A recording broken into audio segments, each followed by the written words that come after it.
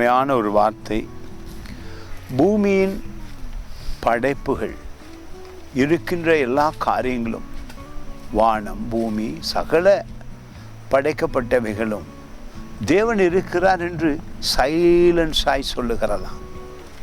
ஆனாலும் எங்களுக்கு கேட்பது குறைவு.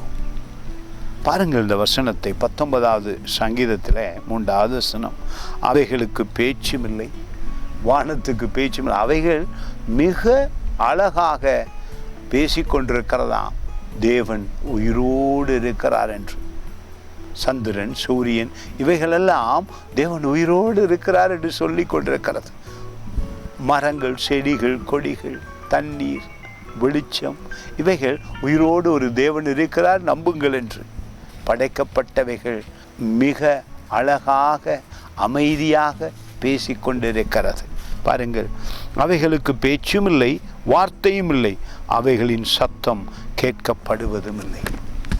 ஆனாலும் மகிமையான இந்த உலகம், தேவனுடைய படைப்பு எங்களோடு உறவாடுகிறது. பூமியிலே உணவை குறித்து பார்க்கும் பொழுதே மகிழ்ச்சியாயிருக்கிறது.